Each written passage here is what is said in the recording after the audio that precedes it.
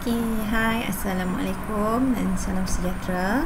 Hari ni cikgu nak bincang pasal physical and chemical properties of alcohol and uses of alcohol, then after that misuse and abuse of alcohol. Ini topik yang nak akhir sudahlah untuk alkohol. So senang saja topik ni. Okay, so kita nak tengok hari ni physical properties of alcohol. So alcohol, dia punya physical properties yang pertama, dia easily evaporate easily, maksudnya dia mudah meruap lah. Okay, dia macam lebih kurang kalau kamu tengok petrol, kamu akan nampak macam ada wap-wap tu. Itu maksud evaporate, dia tersejat dengan mudah kan. And then physical properties yang kedua, colorless and neutral. Okay, dia tidak ada warna lah. Kalau alkohol ni, dia tidak berwarna dan dia neutral. And then strong smell, bau dia kuat. Okay, exist as liquid at room temperature. Okay, kebanyakan alkohol memang dia wujud sebagai liquid, okay, at room temperature. And then miscible in water. Okay, and then less than in water, maksudnya dia kurang tumpat dari air. Alright, next kita tengok pula chemical properties of alcohol. Dia cuma ada 3 sahaja chemical properties, maksudnya chemical reaction untuk alcohol ada 3 sahaja. First, combustion.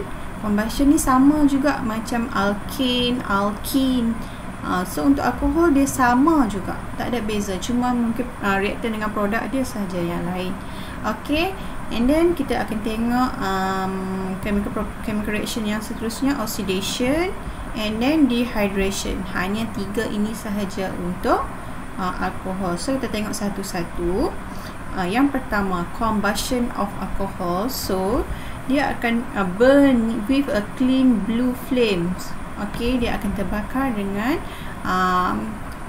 api yang berwarna biru. So dan dia juga tidak mencemarkan udara. That's why lah etanol sesuai dijadikan sebagai bahan bakar, sebab dia tidak menghasilkan jelaga.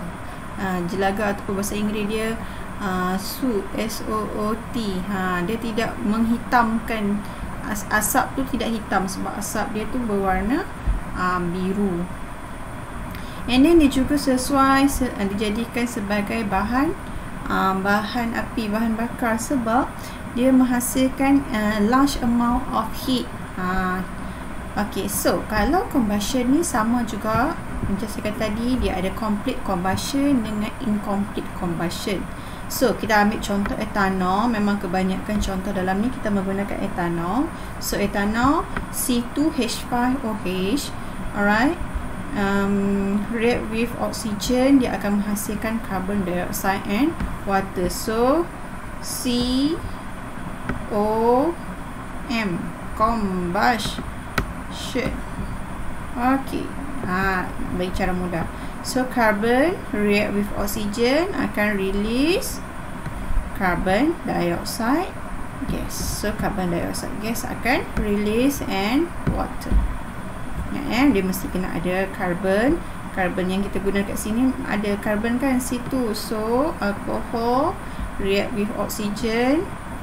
Okay, and then dia akan release carbon dioxide and water. Okay, kalau incomplete combustion, dia ada 2. Okay, complete dengan incomplete. Kalau incomplete combustion, dia berlaku apabila insufficient supply of oxygen, maksudnya oksigen tak cukup. Okay, dia tidak akan dapat, dia tidak hasil dia tak sama macam complete tadi. Okay, dia akan keluar sama ada dia punya produk. Okay, dia punya produk carbon and water, or boleh jadi juga ethanol react with oxygen produce carbon monoxide and water. So either tu lah, carbon or carbon monoxide. Ini hanya berlaku bila insufficient supplies of oxygen. Okay, kita dah ada reaction yang pertama, iaitu combustion. Kita tengok pula reaction yang kedua, iaitu oxidation. Okay, oxidation ni berlaku bila bahan itu react with oxygen. So mesti kita kena ada oxidizing agent. Kita mesti kena ada oxidizing agent. kamu boleh guna sama ada dua ni, acidified potassium dichromate 6 acidified potassium dichromate 6 ni K2Cr2O7 ataupun acidified potassium manganate 7 KMnO4. Okey, kita pakai benda ni lah, tapi dia mesti dalam keadaan acidified, mesti dalam keadaan berasid. Okey, so etanol ni bila kita reaction dia, kita tambahkan bahan dalam concentrated sulfuric acid dengan oxidizing agent kita tu, mesti kamu tertanya kenapa ada concentrated sulfuric acid dekat sini. Okey, concentrated sulfuric acid dekat sini kita tambah untuk menghasilkan acidified, keadaan berasid itu, and then oxidizing agent either itulah sama ada potassium dichromate ataupun acidified potassium manganate ni. Okey, kalau kamu tidak masukkan concentrated sulfuric acid, dia tidak dalam keadaan acidified. Kita mesti wujudkan dia dalam keadaan acidified. Okey. So, bila etanol ini kita campurkan dengan concentrated sulfuric acid dengan oxidizing agent, dia akan dapat carboxylic acid. Bila kamu jumpa dia ada COOOH ni, COOH ini kita panggil dia carboxylic acid. Okey, and water ini functional group untuk carboxylic acid. Jumpa ada COOH, dia adalah carboxylic acid. Okey, so oxidation of alcohol dia akan produce carboxylic acid and water. So okey, so kita nak tengok oxidation process dalam makmal macam mana dia buat. Okey, first kali dia masukkan etanol ke dalam boiling tube. Okey, nampak ni dia masukkan etanol dalam boiling tube. Itu first kali.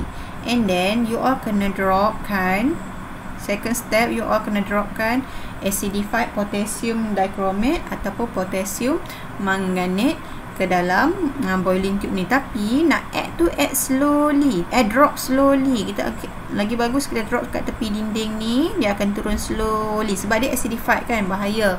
Kita kena drop slowly.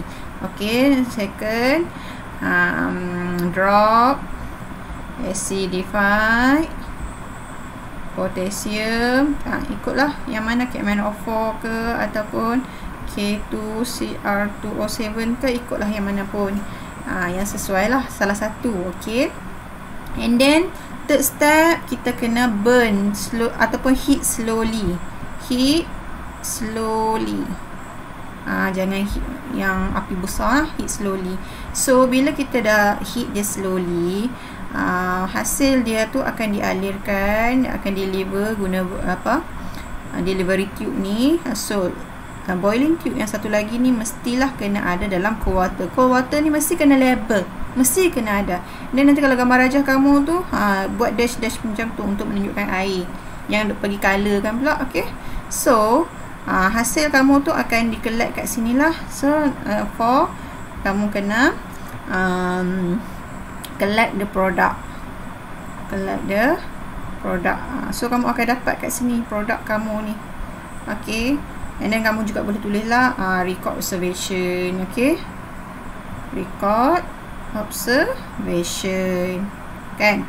So produk yang kamu dapat ni nanti sebenarnya sebelum kamu tengok dia punya warna yang dekat sebelah sini, kamu boleh juga dapat tengok apa bau di sini. Dia punya bau kamu akan dapati, dia punya bau akan jadi bau macam pungent smell ataupun orang panggil bau cuka, vinegar smell. Ini sebab kenapa kamu bau macam vinegar smell, sebab hasil kamu ni adalah carboxylic acid.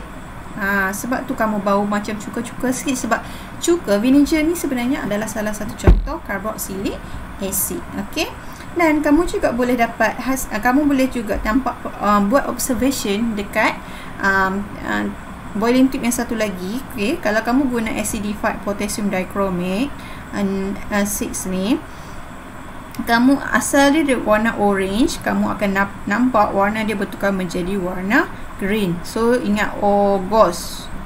So orange to green. Warna asal dia orange turn to green. Ataupun kalau kamu guna acidified potassium manganate 7 ni, KMnO4, warna dia purple, dia akan bertukar menjadi colorless. Okey, ini kayaknya dua lah observation yang kamu boleh tulis. Sama ada produce tangent smell ataupun vinegar smell, atau dari segi warna. Kalau guna acidified potassium dichromate 6, kamu kata turn orange color to green. And then kalau guna acidified potassium manganate 7, kamu boleh cakap warna purple, asal purple tu jadi colorless. Itu dua jenis observation ya yang kamu boleh tulis. Okey. Dah selesai pasal oxidation process. So kita nak masuk yang terakhir, dehydration process. So dehydration, ingat hydra ni water kan, selalu orang sebut hydration ni water kan, hydra water. Tapi perasan tak kat depan dia ada DE. DE means that negative. Kita remove water from the compound. Kita nak remove water. Bila kita remove water, produk kamu akan jadi alkene. Ingat alkene ada E2. Ada E2 maksudnya dia ada double bond. Ada benda ni. Okay. So tengok macam mana. So kita gunakan etanol di sini. So saya completekan etanol. So etanol C2H5OH, right? So C2H5OH. So dia ada OH dekat sini sebab dia etanol. So kita nak remove water. Sini H dengan OH, H2O kan. So bila kita remove dekat sini, ikatan di sini akan hilang. Bila dia hilang, dia jadi double bond. Nampak tak kat sini ada double bond. So kita completekan dulu yang lain. Bila kita hilangkan, kita remove water, dia akan bertukar menjadi ethene. Ada 2E ada double bond. Okay. And dia akan produce water. Maksudnya produk dia akan jadi C2H4 and water. Kita remove water, kita akan dapat ethene. Dan daripada etanol tu kita akan dapat ethene and water. Okay. Nak buat dia ada dua cara dalam makmal. Okay. Kita boleh guna okay, first kita punya etanol tu kita alirkan dia pass over heated catalyst. Nampak perkataan heated, mesti ada perkataan heated catalyst. Catalyst tu kamu boleh pilih nak gunaan glass porcelain chip, porous pot, pumice stone ataupun aluminium oxide. Tapi yang paling famous adalah porcelain chip. Yang ni yang selalulah yang digunakan. Dan kamu juga boleh buat second step, heated under reflux with excess concentrated sulfuric acid at 170 degrees Celsius. Tapi antara dua reaction ni, yang paling famous yang atas ni. Yang ni paling famous dia guna. Okay, ni dia punya chemical equation. Etanol. Okay, kita alirkan dia pass over a heated catalyst. And then dia akan produce ethene and water. Okay, so ini kalau dehydration punya gambar raja dalam lab. So nak buat dia, langkah pertama, okay, glassware ni kita kena rendamkan dia dalam etanol. Okay, kita rendamkan dia dalam etanol dan letakkan dia di hujung, di end of boiling tube, at the end of boiling tube. And then second step, you letakkan porcelain di tengah-tengah ni. Porcelain ni sebagai catalyst. Okay, so kita akan heatkan dia. Okay, and then you all kena ada stopper dekat sini. Wajib lukis. Kalau tak lukis salah. Sebab apa salah? Sebab dia akan produce gas kan. Kalau you all tak letak sini, nanti gas dia akan release keluar, tak dapatlah hasil. Okay. And then kita kena ada delivery tube dekat sini. Kita kena ada delivery tube. Nak lukis delivery tube ni hati-hati. Make sure dia dah masuk di bawah ni. Jangan lukis sangkut sini je. Nanti kena potong markah rugi. Okay, so you all kena ada benda ni. Dan water ni wajib di label. Wajib. Yang saya write ni wajib ada. Wajib label. Okay. And then bila you terlangkupkan ni, gas yang terhasil nanti dia akan delivery masuk ke sini dalam bentuk bubble. Okay, bubble naik. Okay, so water dekat sini akan displace, maksudnya disesarkan. Okay, gas akan terkumpul dekat atas ni. Gas kita sebenarnya adalah ethene gas, tapi kita tak tahu gas tu, tak nampak warna dia. So kita boleh test. Okay, kita boleh test dia dengan menggunakan dua bahan. Kita boleh test dia menggunakan bromine water, dan kita boleh juga guna acidified potassium manganese. Okay, so bromine water warna asal dia reddish brown. Okay, so dia akan jadi decolorized. Okay, bila kamu alirkan ethene gas dekat dia, dia akan jadi decolorized, dilunturkan. Maksudnya ethene gas ni melunturkan warna reddish brown bromine water tu. Dan acidified potassium manganese ni warna asal dia purple. So bila you alirkan ethene gas dekat dia, dia akan jadi decolorized juga. Maksudnya kedua-dua ni warna akhir dia decolorized lah. Dia lunturkan reddish brown dan dia juga lunturkan warna purple ni. Okay, boleh. Tapi observation ni biasalah, kita kena banyak baca, banyak buat latihan. Mungkin kita ingat lah. Okay, kita dah habis dah pun kepada subtopik yang terakhir untuk alkohol. Kita akan tengok uses of alcohol dengan misuse and abuse of alcohol. Alkohol ni saya tahu, bila kamu dengar alkohol dalam kepala kamu bayangkan air yang memabukkan tu. Tak semestinya. Bukan itu sahaja kegunaan alkohol. Banyak kegunaan alkohol. Yang ni saya tahu, semua orang tahu ini kegunaan alkohol. Dan alkohol bila kamu dengar pun kamu bayangkan benda ni.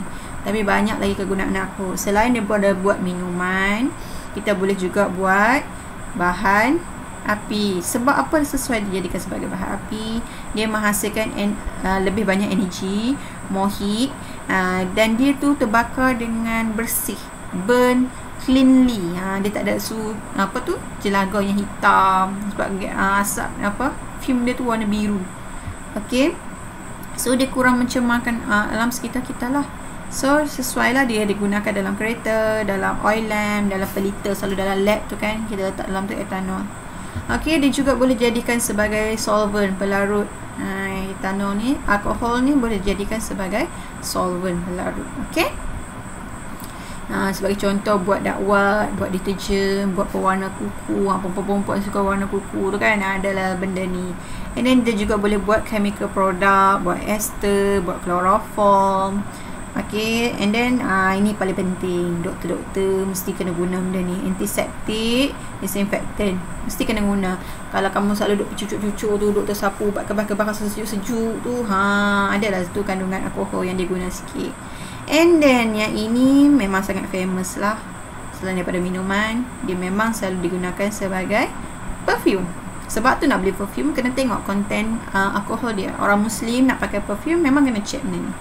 Dalam lipstick pun ada, dalam lotion pun ada. So be careful lah bagi yang Muslim tu nak cari perfume, nak cari lotion, nak cari alat makeup. You all kena ambil tahu benda-benda ni. Okay, jangan sembarangan nak pakai selawar je. Okay. Ini kesan buruk kalau you all menggunakan use alkohol ni secara berlebihan, salah guna. So of course yang first ni, yang kenapa kerajaan tak bagi you all minum arak yang ini, dia akan slow down kita punya reaction. Maksudnya kalau you nampak ada kereta di depan ataupun ada budak di depan, kalau you tengah drive kereta, you nampak ada orang nak melintas, you nampak, mata tu nampak, tapi otak tak boleh nak proses bagi arahan dekat kaki dengan cepat suruh brake. Dia jadi delay, dia slow down reaction kamu. Dah langgar baru tersedar. Maksudnya lambat lah, itu tak nak tu. Dan alkohol ni juga dia sebagai is a depressant. Maksudnya kamu ni jadi macam kurang fikir, ada masalah pun minum arak, jadi tak fikirlah, jadi tenang je. And then kamu mudah hilang kawalan, nak marah-marah, nak tumbuk orang tak sedar apa benda. Ni selalu muntah-muntah lepas minum arak. Ni yang paling takut sekali ni, selalu jadi hepatitis dekat hati. Ni hati kita. Ni hati orang yang dah rosak, dia jadi macam keras, jadi macam batu. Okay, sebab hati ni kita tahu dia nak proses toksik banyak dalam badan kan, tapi bila dah terlampau banyak, dia dah jadi rosak. Susah dah dia nak tapis benda yang masuk. Dan dia juga boleh dapat high blood pressure, darah tinggi. So dia juga kita boleh merosakkan kita punya otak. Tengok ni, otak dia dah rosak bila terlebih guna. Bila kamu reaction kita slow, kita punya neuron nak bertindak balas segala tu, kita punya nerve system tu kan, dia akan menyebabkan benda ni lah, road accident, kemalangan, and family problem. Laki balik mabuk, pukul anak, pukul bini marah, okay? Merompak sebab apa? Ketagihan alkohol, rasa nak minum tapi tak ada duit, kamu pergi rompak asalkan boleh beli. Itu yang bahaya. Alkohol ni ada banyak kelebihan dia, tapi selalunya keburukan tu yang lebih banyak, yang menyebabkan kenapa kerajaan mengawal pengeluaran alkohol di Malaysia ni lah. Okay, sekian saja. Itu je lah yang cikgu nak share dengan kamu semua pasal topik alkohol ni. So, ada apa-apa masalah, boleh mesej. Jangan malu, jangan segan. Cikgu sedia membantu kamu. So, sekian saja. Sampai jumpa lagi. Bye.